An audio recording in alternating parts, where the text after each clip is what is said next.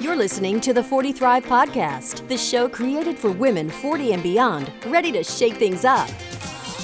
And now, your host, Jackie McDougall. Hey, welcome back to another episode of the 40 Thrive Podcast. If this is your first time here, welcome. The 40 Thrive Podcast was created to help you make midlife your best life, connecting you with experts and other women over 40 who are making things happen. This podcast is meant to not only inspire you, but provide you the tools and resources you need to kick butt in your life. This week's guest is author of The Naked Truth, Leslie Morgan. If you're looking for a summer read that's got grit, a point of view, and gets a wee bit, a lot racy, this book is for you. In The Naked Truth, Leslie shares her story of finding herself and a whole lot of men after ending a 20-year marriage. But our conversation today is about so much more than sex. Leslie shares what was happening in her marriage that I think a lot of women can relate to and how she felt stuck, just shy of turning 50. While the answer for her might not be the same for you, I think there are so many thought-provoking nuggets in this interview. To get Leslie's new book, The Naked Truth, head on over to the show notes at 40thrive.com/episode 27. But for those of you who love a good audiobook like I do, you can get The Naked Truth for free at audibletrial.com/40thrive. Audible is the world's largest seller and producer of audiobooks and other spoken word entertainment, enriching the lives of millions of listeners every day. They're offering 40 Thrive podcast listeners a free month plus one free audiobook download just for trying them out. So head on over to audibletrial.com/40thrive. Okay, so Leslie Morgan is an author, consultant, and thought leader on women's leadership, work-life balance, inspirational parenting, overcoming adversity, and surviving violence against women. She lives in D.C., and her corporate experience includes the Washington Post, Johnson & Johnson, Leo Burnett, and 17 Magazine. I really enjoyed talking to Leslie on the podcast, and this episode is the last one I recorded with a massive cold, so thanks for bearing with me over the last few episodes. All right, without further ado, Leslie Morgan, welcome to the 40 Thrive Podcast. Pleasure to be here. I have to say that I like to read the book and be educated before I have a conversation. And I was with my husband. And so we're like, hey, let's just listen to it together. And you, I should pay you because it was sort of like going to therapy. There were so many talking points between what was going on in your marriage to what was going on after to spicing up your sex life. Thank you for that. But that is a pleasure. And you're not the only one. Lots of other really happily married women have said that The Naked Truth has really helped them too, in ways that shocked them and frankly surprised me too. You were describing things that were happening in your marriage. But before we get into this, I do want to go back to your last book, Crazy Love. Yes. Mm-hmm. Because you have been doing such important work. You're an advocate for domestic violence. Tell me a little bit about the reaction of that book. So Crazy Love was published 10 years ago, and it's a memoir of my abusive first marriage. And I want to draw a really clear line between my first marriage and my second marriage, because even though I was unhappy in both of them, the first one was the one that almost killed me. And the second one was just run-of-the-mill unhappiness. But when I was 22 and working at 17 Magazine in New York City, I met this marvelous man on the New York City subway. He was a little bit older, the smartest, funniest guy I'd ever met. He was a Wall Street investment banker. And I fell in love with him really fast and I married him. And it turned out that he had been terribly physically abused as a little boy. And he brought that abuse into our marriage. And he first attacked me 5 days before our wedding. He strangled me. And I married him anyway because I didn't know anything about abuse and I thought he would never do it again. And then he beat me twice more on our honeymoon. And it just got worse and worse and worse, as domestic violence always does. He got guns.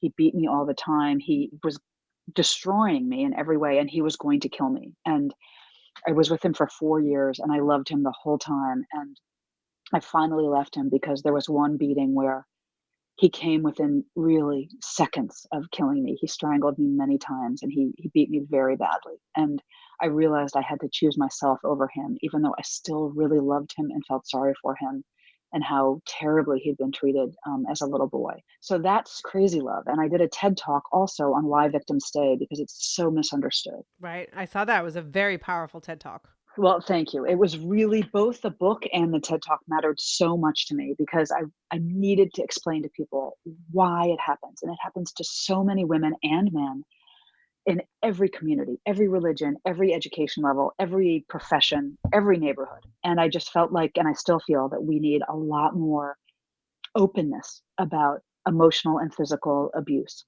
It's the only way that we're going to end it because abuse thrives only in silence and we have to talk about it. And it's very powerful to talk about it and to read about it and to learn about it. I know so many people who are like, well, why wouldn't you just leave? And so I think what you're doing is really important work to shed light on. It's not that simple to just like It's get up and never walk that simple. away. No. And also, I left many times. The average domestic violence victim leaves 7 times before she really leaves because we always go back because they're very compelling. We love them. We feel sorry for them.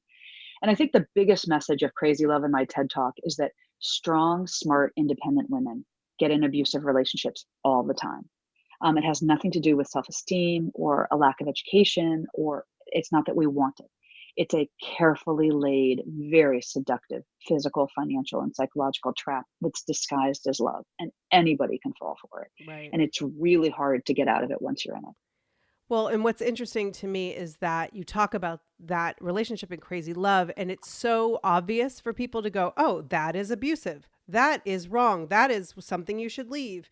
And then you're in this relationship with your second husband for 20 years, and he's described as kind and gentle, but there can be abuse, and I don't want to put words in your mouth, but there can be abuse in many forms, and it's not nearly as obvious. And so can you talk about this book and how you talk about your marriage and getting out of that?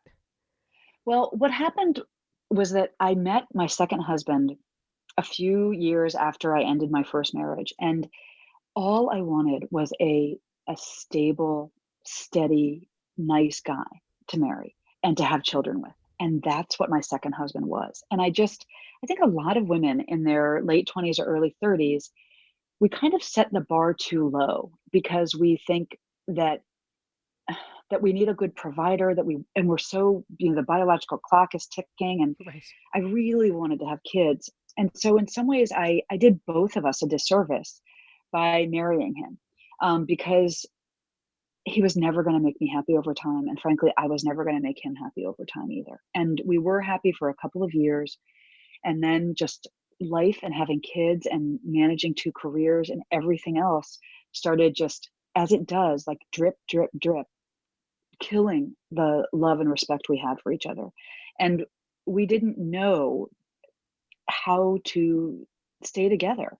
And we just gradually grew apart. And we also changed. My ex-husband got incredibly into his work and to making money.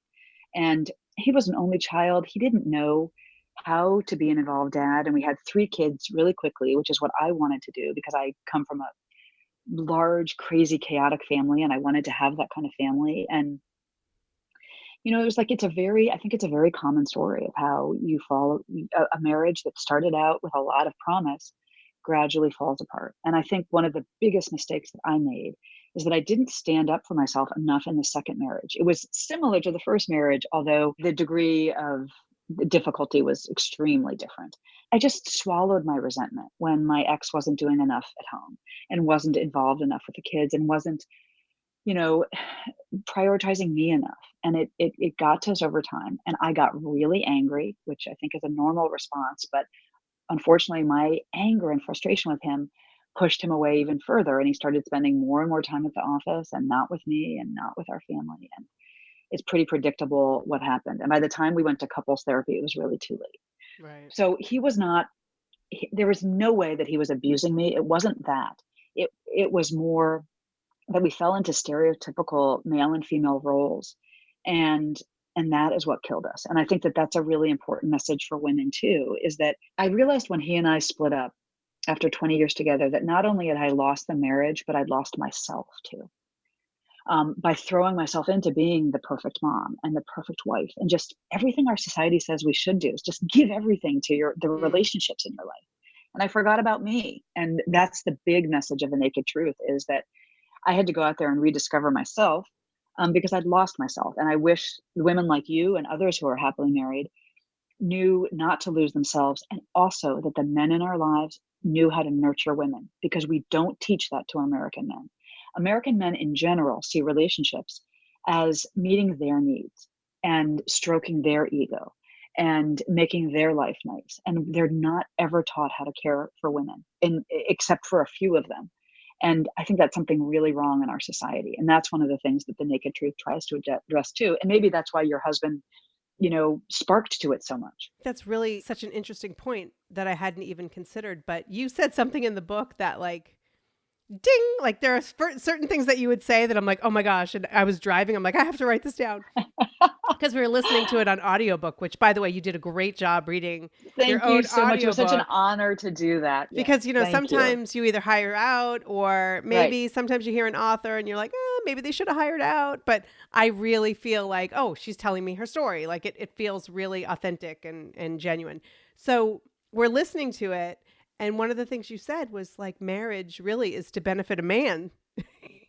Right. Marriage is designed in a way and I thought about that and I thought, well, why did I want to get married? I adore my husband, 17 years this year. It's all good, but you're absolutely right when it comes to the lion's share of the work and the control of the finances and all these things that I'm doing and I'm doing and I'm doing. And he's doing his own stuff. But like, let's just say if I weren't married, I probably wouldn't get married again.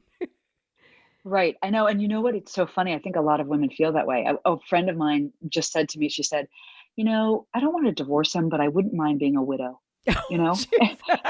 And then she said the same thing, that she wouldn't get married again. Yeah. Because as my friend Casey said to me, marriage is a sucky institution for women. Not always, Right, but a that's what lot it of the was. time it is. Yeah, because we're expected to overcompromise our careers, our physical health, our sleep, our nutrition, everything. It's just the deck is stacked in favor of men. And we women are so good at giving that we overgive, and nobody is telling us not to. And so in the Naked Truth, I try to say, wait, wait, wait, don't lose yourself in marriage. Even if you love your husband and he's good to you and he's good to your kids, don't lose yourself, because you're really precious. And he married you, so you've got to keep yourself alive. And over the years, I saw so many things that just stunned me about how much women were giving up. And one of the things that really scared me was I have a lot of dermatology issues. So I spent a lot of time in dermatologist offices, and there were a lot of old people there, and it was all old men being brought in by their wives, and then women alone. And there wasn't a single man taking care of a woman. And I just thought, God, this is my future, and this is terrible. If I'm going to take care of somebody as well as I'm taking care of my husband, I sure want him taking care of me too. And he wasn't, and he couldn't, and he hadn't been raised to do that. And that's, fundamentally why we ended up splitting up. And I ended up realizing that I needed to find myself again and to heal. I needed men, and I needed a lot of them. And it was such a funny thing for me as a feminist to realize, is that the way back to myself for me, not for everybody, but definitely for me, was through other men, and a lot of them. And, in my case, the magic number was 5. For other people, it could be 1 or 20 or whatever. But that's what the story that I tell in the Naked Truth. And it even now, it shocks me as much as it shocks everybody else that is what happened to me after I got divorced at age 50. Right. It's so interesting because you talk about being invisible. You're absolutely right, first of all, that like we wear this martyr life as a badge of honor. Like, look at how much I am sacrificing for everyone. I am so valuable. I'm taking care of kids. I'm taking care of a house. And it's like we wear this badge of honor of invisibility. And I then know, it's so it true. took you to get this divorce and to rediscover yourself through these men to become visible. It's really true. It's true. And you hear a lot in the media. There have been a lot of articles lately about women embracing their invisibility after age 50 and what a relief it is to not care about men. And I get that, but I think that no one actually wants to be invisible. And that what a lot of women are saying is that if the choice is being ridiculed for being older and not conforming to a Sports Illustrated idea of femininity, that they'd rather be invisible. But I very much felt like I want to be recognized and valued at any age for being female. and being beautiful, even if I'm wrinkled, which I very much am. And, you know, I also, there's so many joys of growing older. I'm so much more comfortable in my skin than I ever was. And, there's also data that women enjoy sex more as they get older and have more intense orgasms. And how can we walk away from that? And why does our society say we must walk away from that? In order to be happy or to stay married, to squelch that part of ourselves. I discovered some really horrifying statistics about women and sex. And the two quick ones are that women in their 50s, 30% of them, married and unmarried, have not had sex in the last year. 30%. 30%. And then what you get to be in your 60s, 50% of women have not had sex in the last year. And it's just craziness. And I think it's our society is devaluing women, and that it's a loss for everybody, including men. Somewhere along the lines, when we have kids and we have all that going on, it becomes just another thing on our to-do list. I know. Isn't that awful? And it's so true. It is absolutely true. And now my youngest now is 12. And I have said to my husband multiple times, because it takes a while to reprogram, like, you are no longer something on my to-do list. Like, I'm in this, we're in this. It's not, you don't have to convince me. There was a period of time where it was a lot more like, oh God, you too? Like, why does everyone it's like want somebody something? else wanting something from me physically. Exactly. Yeah, I mean, the sexiest thing that could be said to me at that age that you have just come out of is, I'll let you sleep in, that was the sex, or I'll unload the dishwasher. Right. And I thank God you didn't lose yourself or the relationship, and you've rediscovered that bond. That's the sign of a happy marriage, I think. And I think that it's wonderful that you're doing that. And I think there are so many women who don't know to do that. And also their husbands have gotten so much gratification outside of the marriage. And I'm not talking about infidelity, but just from their work or golf or a sports car or whatever else they have, that the men have stopped looking to the marriage and relationship too. That's a very lonely place for both the men and the women to be in. It's a slippery slope. I mean, it right. True. It can happen quickly. It just goes way too far, way too fast. Before we get into these guys, do you think it takes divorce to become visible? Do you think that women who've been married a long time, like myself and many of my other listeners, like, can they find themselves? Can they become more visible without having to blow up their lives? Yes, of course they can, and they should. But you have to have a thick skin, because you're going to face some societal shade from it. I'll never forget, there was one woman in my social circle who, even though she had 3 kids, like it seemed like all of us did, she still wore high heels and makeup, and she looked gorgeous. She happened to be Italian. And she was famous among the men and women in our circle that she had never kind of like become invisible. We sort of loved her. The men really loved her. But she got a pass because she was from another country. If she had been one of our peer group, other women in particular would have been really suspicious of her. Like, why does she care so much? Why is she wearing lipstick to the soccer game? So you've got to be ready to explain that to your family, to your friends, to your group, and most importantly to yourself, that you're valuable enough that you're going to make yourself feel good. And also, I don't want to say that it's all about how you look on the outside, because that it isn't. This is an inside job, and making sure you still feel good on the inside. For me, I felt good on the inside when I looked good on the outside, but not everybody is like that. So yes, you can still stay married and find yourself again. Absolutely. But it does take some conscious effort, and self-examination and conversations with your girlfriends and your significant other, and a therapist or a support group or whatever. It takes some work, because our society doesn't want you to do that. Our society wants you to stay invisible and kind of a drudge to marriage and motherhood. Yeah. Why do you think society is so fearful of powerful women who look damn good?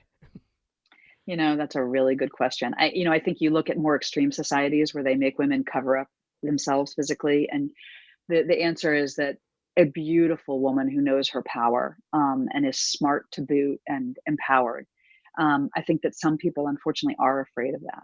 I'm not afraid of it. I think it's good for everybody, but there are a lot of elements in our society, and really every society, that says that an independent woman is dangerous. Yeah. And I see a lot of women who are in marriages much like yours, where you'd get like the jabs and the comments. And I think you realized in some way, shape, or form along the way that you may have been the recipient of those comments, but you never held them as real to you. I didn't. And I don't know what it was about me. I think I had enough self-esteem, maybe from leaving my first marriage, that when it got really bad and I realized that part of what was going on is that my ex-husband wanted me to feel invisible and horrible about myself, especially sexually, that I was able to say, wait a minute, this is not what love is. This is not love. And also because I'm so immersed in the domestic violence community, even though he wasn't abusing me, I was able to say that that's not love and that's not what I wanted, and that I deserved better. Maybe I could find better out there with other men. But really, what I thought fundamentally when I decided to end the marriage was that I'd much rather be on my own than making compromises and sacrificing for somebody who not only didn't love me, but who really didn't even like me very much. Yeah, that's the vibe I got from the book, is he just didn't seem to like himself all that much. And that he didn't like anybody around him. I don't know. I don't know. And I don't want to judge him, because I have to recognize that I was not a great wife to him either for a lot of it. And he's really happily remarried now, and he's a great dad to my kids. And what I would say is that we are a mismatch, because I'm a much more passionate person than he is, and he's not very passionate about really anything. And in my view, and so we were just not a good match in that way, and we were never going to make each other happy. So I wish him the best. I think he is really happy now, but I've never looked back, which is a sign to me that it was right to end the marriage, as sad and awful as it is to do that, right? For the kids as well. Right. So let's talk about the first of the 5 men. So you are in an airport. You're just, dropping your kid off at camp, and you dump a coffee on a guy. Like, that is already like a romantic comedy type of meeting. But then he goes away, and you track his ass down. Right. So I feel like this is one of the finest achievements of my life, is that I tracked that man down. So I had never asked a man out.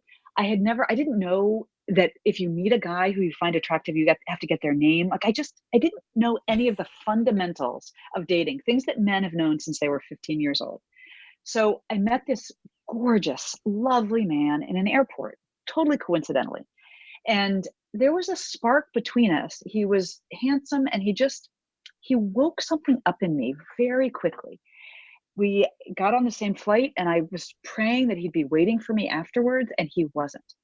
And I got sort of mad at myself and at life. And I thought, I'm going to find him.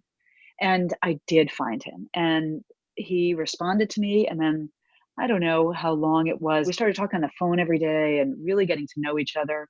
And then we had this ridiculously exciting, to me, tryst. The first time I'd ever met a man in a hotel room with the express purpose of having sex. I hadn't been naked in front of anybody but my husband in over 20 years. And this lovely man was 20 years younger than I was, and he was perfect. And I had no idea what was going to happen. And one of the funniest things about it is that the sex itself wasn't great, because we were strangers, and I was really nervous, and I think he was nervous too. And it just didn't make any difference, because I was in bed with a 29-year-old, and for the first time in forever, I felt beautiful and valuable. And it was like I discovered this whole new part of myself. And it was really quite extraordinary. And that first tryst, it changed me forever. And then the unfortunate, heartbreaking thing to me is that after a little while, he decided he couldn't see me anymore. And that really got my attention too. And that's when I, called my girlfriend Casey, and we plotted my future in Starbucks, of course, where all important conversations between women happen. And I told her I needed 5 men like that. And thank God she was gutsy enough that she didn't shame me about it or say that it was ridiculous or absurd. It was a ridiculous thing to come up with. But she just said, okay, go do it. You deserve it. And she became my coach. And I went out and did it. And it doesn't happen right away. It was hard. You don't just wait up one day at 50 and say, I'm going to have 5 gorgeous boyfriends overnight. There were times where I had 1, where I had 6, where I had 0. But overall, it worked. And I was amazed at how many great men there are out there, and how difficult it was to meet them, but how much fun it was. And that men can be healers as well as destroyers. And that's what I found. And that's the fundamentally who I am as a woman is that I love men and I think they're very powerful and important in my life. And none of those 5 boyfriends turned into my soulmate. I did never thought they were going to be, but they all gave me back a piece of myself. And I'm really grateful to every single one of What do you think you most learned about yourself by going through this experience? them. I learned so many things about who I really am. In some ways, it was a journey back to who I was kind of as a little kid. That I'm kind of goofy, that I fundamentally like myself and that I like boys. I always liked boys a lot and I still do. But I think that one of the most concrete things that those men showed me is that even at my advanced age, with my wrinkles and my saggy boobs and my cellulite, that men see me in a very different way than I see myself. And that's what I want to say to women out there. There's a scene at the end of the first third of The Naked Truth where I'm doing yoga in front of a hotel mirror naked because I forgot my clothes. And I tried so hard to look at myself the way Dylan, that first man, saw me. Mhm. You know, he just thought my body was beautiful. And I promise you it's not. But I tried to say, okay, look at the positive things. Look at the way Dylan looked at you, Leslie. And I was able to do it.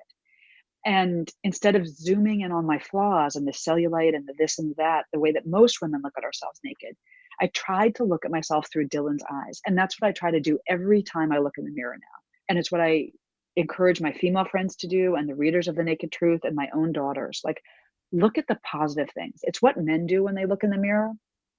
And there's a lot to be learned from men, as much as the feminist in me doesn't like to admit this. And that's one of them, is to look at yourself like a positive lens instead of a really critical negative lens. I love that you were mentioning that in the book that, men look in the mirror and they actually see themselves looking better than they actually They are. do. They puff up. Watch a man look in the mirror. They puff up their chests and they suck in their guts and they're like, wow, I still got it. I look Yeah. really good. And we women, we're like, oh, look at that cellulite. Look at that. Look at that. And it's things that other people don't even see. And it's just a way to beat ourselves up. One of the blessings of getting older is that there's no way that you're going to look perfect to yourself or to anybody else. And so I think there's a possibility that we can be much more accepting of ourselves and value the good things about our bodies. I just think that we're so critical of ourselves. And in actuality, if we saw someone else who looked just like us, we'd be like, oh, she's pretty. Or how many times have you seen that woman who isn't typically beautiful? Maybe has a few extra pounds or she's older or whatever it is. And you can't stop looking at her because she has this confidence. That's exactly what it is. That's Yeah. what I mean by the inside job. That it's on what goes on the inside. And when I'm feeling really good about myself, when I walk down the street or in an airport or wherever I am, I I think that I like emit some kind of radar because men just stop and look. I think this applies to people, whatever gender you are, whatever your sexual preference is. For me, it's heterosexuality, but I think that you can feel that in a woman when she feels really confident. Oh, And yeah. I have some props to get there. Like, I love lipstick and short skirts and high heels, but everybody's got their prop. And sometimes it's just having a nice little pep talk with yourself. But if you can walk out your door every day feeling good about yourself, fabulous things happen. And the other thing that I say in the Naked Truth, which is so true that I learned early on, is that friendliness, being friendly and smiling at everybody, Mm. is really, really important. You meet a lot of great men that way, but you also meet great women and children and, everybody. Everybody responds to a smile. And I think it's something that we have completely forgotten in this country, especially with how much time we spend on our phones and all of that. We forget to just look at people and be friendly and smile. That's such a good point because, one of the things that you were doing in addition to getting your groove on is that you were connecting with human Right, beings right, outside in the right, real world. right. It's a That's crazy true. concept, but to be able to go out and to meet people, not to have to drill down, like, do we have the same beliefs? Do we have the same Right, political leanings? right. Like, but just actually speaking to people. Imagine that. It's true. And, I did no online dating. It has its place, but I just couldn't do it. And I was so freed from looking for a mate, that I was able to cast a really wide net and just kind of chat up any man that caught my eye. And there were so many of them. There still are so many of them every single day that catch my eye. And that's one of my message to people, is that there are men everywhere. There are potential partners everywhere you go. they're already there. You just have to see them in a way that you've never seen them before and take off your blinders. Totally. I remember one time I was driving down the street with my kids and I told them, for the next 3 blocks, I want you to count how many white cars there are. Hmm. And they did, and they had all had their number. And then we got 3 blocks away and I said, okay, how many red cars did you see? And they Right. said, well, we weren't looking for red cars. I go, exactly. Right. And there were several. There were actually 7. Right. I counted them. And so Uh-huh. I just want you to understand that you're going to find what you look for. I know. It's so true. Because That I is a know a great lot of single analogy. friends that I have who are like, there are no men out there, but there are, and they're everywhere Everywhere. Everywhere. because you're finding Absolutely them. everywhere. Right. Right. I'm finding them. And the funniest thing to me is when I talk to, like a gorgeous 25-year-old, and every 25-year-old woman is gorgeous in my eyes because just youth is so beautiful. And she'll say, oh, there are no men out there. And I just want to laugh. I'm like, honey, if I'm finding men, let me just spend 10 minutes with you and just point out all the great men who are there for you. Right. But you have to do some work. Every single man who I dated, I asked out, I tracked down, I encouraged to go out with me. You cannot wait for the men to come to you. They just are not going to. You can't wait for love to come to you. If you want it, you have to go get it yourself. Do you think that men are a little afraid right now because we are finally stepping into our power? We're not putting up with a lot of the bullshit that we used to accept. I would say that because of the Me Too movement, men are finally treating women with the respect that we deserve and not assuming that we want to be touched or we want to be catcalled or that we want to be asked out or that we want to be flirted with. That it's not just a man's right to do that whenever he sees an attractive woman. And it's not my right to do that to a man either. Mm-hmm. That we have to be really respectful and feel people out figuratively to see if they're interested. So I think that men are learning respect and men are, in general in our society are learning to be more sensitive, and it's long overdue. And I say, thank God for it. Right. So I don't see men as being afraid. I see them as finally learning to be more sensitive to the cues that women give out. So this all was happening when you were 49 years old. Now, Yes. flash forward, you're 53. Yes. Are you still into those younger guys? Like, what's happening now? By coincidence, not by design, every single guy who I date in the naked truth was younger, and 2 of them were 20 years younger. And right now, I'm in a different place. I am not in a committed monogamous relationship right now. I have a small coterie of wonderful men in my life who make me feel sexual and valued and really feminine, and it's a nice place to be. But I think I'm open to a serious relationship for the first time in a long time, because as much fun as the younger guys were and the sort of non-commitment relationships have been, there is something missing. There's a true intimacy and a deep trust that I think you get only in a committed monogamous relationship. So I'm really open to that in a way that I never have been before. But I think what's most interesting is that everybody asks me this question, and the way they say it is, so are you still single? And it's such a revealing question, because what they're really saying is the only legitimate happy ending for a woman in America Interesting. is to get married and to live happily ever after with a man. Huh. That is really what that question is saying. And I just want to say I am joyfully, happily single. We've got to get rid of those fairy tales. There is no Prince Charming coming for me or you or anybody else. And that mythology is unfair. It's destructive to women, frankly, but it's not good for men either, because it puts a lot of pressure on men to be Prince Charming and to not be who they are. And if you want to be happy, you've got to be your own fairy godmother. I am happy on my own, and I know many, many, many women and men who are too. And it's a wonderful position to be in, to want a man and want a partner, but to not need it. And it allows me to take things really slowly and to be really selective. And I think in order to be in this position, you have to do a lot of work on yourself. You have to work on your own self-esteem as a woman. But there's also something really nuts and bolts that we haven't talked about at all, but that my work reflects too, my domestic violence work and my mommy wars work, which is that women have got to safeguard their economic independence. Because if you are in your 50s and you went through a terrible divorce and you have no money, you don't have a lot of choices. You've got to find a man to get married to. That's a terrible position to be in your 50s and to feel invisible in so many ways. And then also to feel like the best I can do is go get a retail job that doesn't even pay a living wage. That's horrible. So my message to women is take care of yourself in every single way, economically, financially, physically, in terms of your self-esteem and your value. And the other thing, which is a lot of the story of the naked truth, is how important other women are to us. Oh, I could not have absolutely. done anything in my life, marriage, motherhood, divorce, dating, without the amazing women. And that's actually the true romance of my life, is Hmm. the female friends who've known me for 30 years, who've known me and loved me and taken my 3 a.m. hysterical calls, thank goodness for all of them. Women are really, really an important part of my story. And I think of pretty much every happy woman's story. 100%. Those people who are like, oh, I married my best friend. Like, don't get me wrong. My husband is my person. He's always first Right. and foremost, but I did not Right. marry my best friend because I want to honor these women, right? In I my know, me life too. who Right. show up and stand up for me and listen to my Right. crap and vice versa. I That he know. doesn't get to have that title too. Right. I They get know. that I know. title. It's really, more power to you. I hear you. Absolutely. I love my girls. There are just people in my life who know everything and they love me anyway and I love them anyway. And it's just there's nothing more powerful in my opinion than the love of a girlfriend. I agree. And you can never have too many. And I always say to my daughters and to my son that you just can't have enough really great friends like that. And you should just collect them and treat them right and save them forever.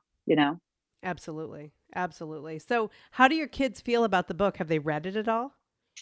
So what I would say to that is that there is no kid on the planet who wants their mom to write a book about her sex life. Um, and my kids have been very clear that this book is hard for them. Mm. Um, and so we have had a lot of conversations about the book as I was writing it and now that it's published. And they've been pretty painful conversations. But I love them. They love me. They know that this is what I do as a person, is that I write memoirs about what it means to be a woman making her way in the world. And that the only way for me to write is to be really candid. So their baseline is that they know that about me. And I think that they love that about me and are proud of me. But there's no denying that this has been hard. And I think something that also is very interesting about that issue is that every job that I've had and every book that I've written, people have asked me, how is that affecting your kids and how is it affecting your husband or partner? Mm. And I don't think men get asked that question, whether they're writers or businessmen. They don't get asked, well, what do your kids think of your work? How has that impacted them? And it's another subtle way that women are encouraged to overcompromise and lose themselves. I mean, the idea that's inherent to, well, what do your kids think of the book is kind of, maybe I shouldn't have written this. And there are women who've said to me that I shouldn't have written this, that it's not fair to my kids. There are Hmm. times where my kids would agree. So what am I supposed to do? Like postpone this book forever? Yeah. People told me I shouldn't publish Crazy Love for the same reason. And I think there's a subtle gender bias in that says women should always put relationships first, and creativity and their careers and their economic independence and our souls. We should put that second. And the thing I'm most proud of in The Naked Truth is that it was a time where I didn't do that. And I trusted that the people in my life would love me enough that they would still love me, even if I put my writing and in this book first. And my fingers are crossed that is the what is happening right now as we speak. They're young adults now. They are, yes. In 20 years from now, they'll all have their own experiences. And I think Right. that there could be some respect and appreciation for you finding out who you are while they could still benefit as well. Right. I think so too. But you know what? It's like one of the lessons of motherhood as your kids grow up is that it's their life, not yours. And I don't have any control over the lessons that they learn from my life or my writing. I hope that they see that. But they might see something totally different, and that's okay too. And I sort of joke to them. I say, you know what? If you ever want to be a writer, I've given you really good material by being your mom, Yeah. because there's a lot to dig into from being the child of a strong, smart, independent woman. It's not. I think it's wonderful, and I had a mom like this too, and I wouldn't trade her for anybody. But there are times where it is, you're breaking eggs, and You're making a beautiful omelet, but you are breaking some eggs along the way. I don't think it's smooth sailing for sure when you're raised by a strong, smart, independent woman. Right. Think It's true. there's a lot there. Trust me. I get that. You talk about your mom in the book, and you said something. I wish I could quote you specifically, but you said something at the beginning of the book where everything that you do, especially in sex, all stems from your mom. And It's so I true. guffawed. I laughed, and my husband laughed. And, it's funny because we're driving in the car with the kids. I had one set of earbuds. So I had one earbud in the passenger seat in my ear, and then he had one earbud in. And so I'm That leaning. is so funny. I'm leaning over it's like an episode from Modern Family. Yeah, like totally. That is what our life is. Well, like, because right? we started the book and the kids were in the car and we're like, oh yeah, quickly we put the earbuds in because this is no. But I was leaning over the console so that way I would be close enough to him in the car. And so the kids would just hear us oh my gosh, or exclaim something. They're like, is everything okay? Like, oh yeah, it's fine. So, but can you talk a little bit about that? Like how everything stems from the mom? Okay, so that is my first book was called Mommy Wars, which is about working and stay-at-home mom. Yes. A collection of 26 essays, an incredible experience for me to have, and I think personally a wonderful, wonderful book. But I didn't ask the moms to write about their own moms. I gave them a list of questions to cover in their essays, but every single woman in Mommy Wars started the essay by writing about her own mother. Oh, and it was a wow. real aha moment for me that moms imprint on us, just in good ways and bad ways. And my mother, who died 10 years ago, was that way. Everything that I do in my life is linked to her. And even though she's dead, I still talk to her every single day because she's such a huge part of me. And in terms of sex, some of the funnier parts I think of The Naked Truth are the interactions between me and my mom when I innocently asked her about sex when I was a kid. Totally. I asked her what a blowjob was, and she was appalled and disgusted. It's only prostitutes do that. Right. And she told me that it was drinking a boy's pee. Yeah. And I thought that for years, and I also, I hope you don't have to mute this, but because my mom couldn't talk to me about my own body, I didn't know. I thought there was a little hole for pee and a bigger hole for poop. And I didn't know there was anything else until my best friend from New York City told me about it. And it's always the one from New York City, I know. Thank heavens for her. But so my mom loved being a woman and she was really feminine, but she was really uptight sexually. And you learn how you want to be from your mom and you learn how you don't want to be. And that was one of the things I vowed I wasn't going to be. I wasn't going to be a woman who didn't enjoy her sexuality because I saw what my mom was missing. And I could I knew what she was missing somehow. So she taught me in that way too. And I think that if she were still alive and she could read The Naked Truth, she would be slightly appalled by it. But she'd be really proud of me as well. And that's a great feeling. Well, you're coming into your own, what a great time to be alive for you. It's so true. And for it's so all true. of us, yeah, obviously, I'm a big believer in life over 40, whether you're, hooked up with somebody else or not. This is a great time to discover, what was it? Runaway Bride with Julia Roberts, where she didn't know what she liked and she had to eat all the different eggs because she used to just eat her eggs in the style of whatever the man wanted. And then finally eating a bunch of different eggs, prepared different ways because she wanted to discover how she actually liked it. Right. And I think that's kind of where we are right now is we're all trying to figure out how do I want my eggs?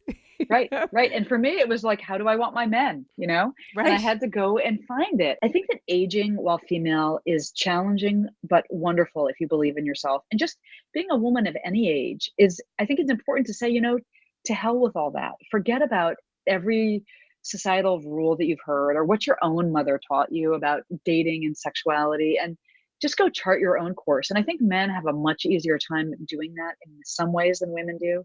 And it's another thing that we could really learn from men. I love being female. I've always loved being female. And that too started with my mom because my mom really loved that too. She loved being a woman and I could sense that. And I think it's a great message to try to pass on to your sons and daughters, just the joy and value of being female. So you've always called yourself, a feminist. It's in your bio and all of that. And then in the book, you sometimes go, oh, is this feminism or is that anti-feminism? So what do you think feminism at this point with all of your experience, what does it mean to you now?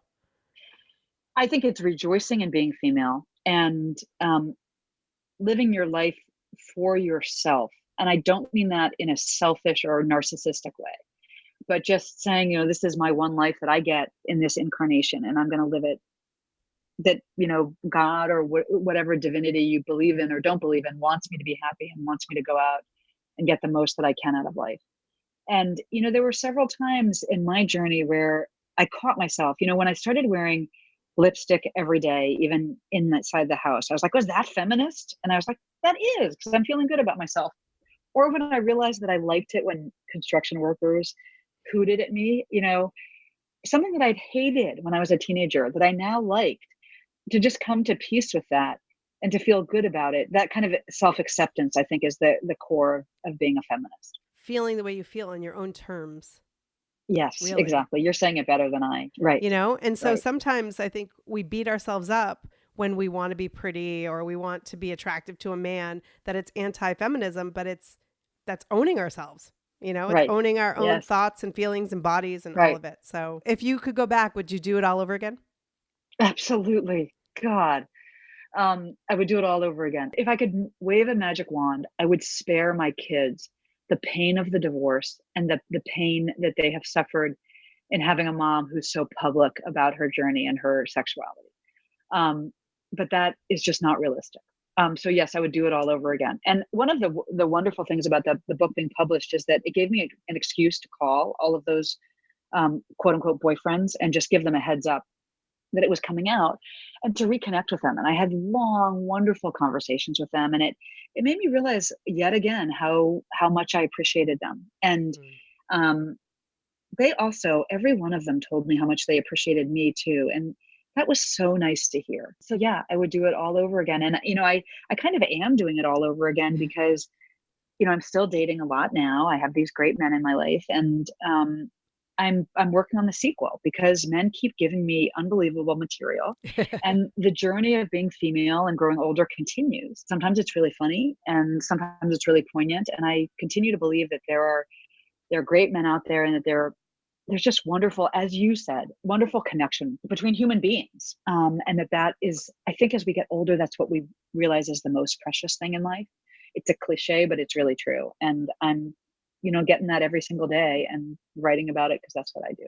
So before we go, Leslie, I ask all of my guests, what does it mean to you to 40 thrive? I am going to pick up on something that you said earlier, that when you look at women and try to look at yourself as other people see you, that you see a woman at 30, 40, 50, 60, you see a lot of beauty there that you can't necessarily see in yourself. And to me, to 40 thrive means to see the beauty in yourself, no matter where you are in life and no matter exactly what you look like. To just, I don't know, the mermaid plays a big metaphor in The Naked Truth, and that we're all mermaids, we're all goddesses. And to try to see ourselves and other women in that way, that's what it means to me to 40 thrive.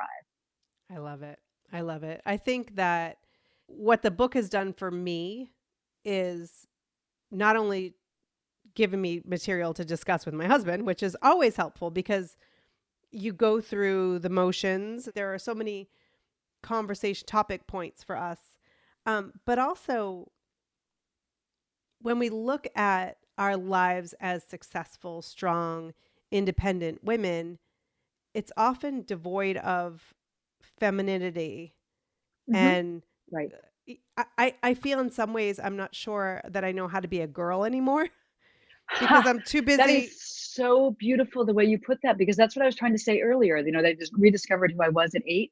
So I rediscovered who I was as a girl, and to rejoice in that femininity and that girliness, and to see that as a positive.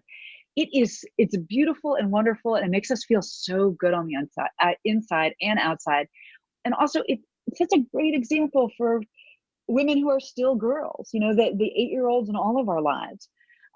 So I think that you're right. I think that is a big challenge of being strong and smart and independent and female, is to still say, you know what, but I'd like high heels, and I like shopping, and I like giggling, and I like going out with the girls. The pendulum has swung so far the other way that to be strong and successful, we actually have started to judge women and girls for being too girly, that they're not Right. strong enough. And so I think Right. let's just let women and girls be who they are and find what makes them happy and tick and back off, Right. just let them do their It's thing, very well said. you know? Exactly right. So I really appreciate your time and talking about this. Well, thank you so much. This is a delight. Thank you so very much. If you're digging the 40 Thrive podcast, do not forget to subscribe in your favorite podcast app. That way you never have to go searching for it again.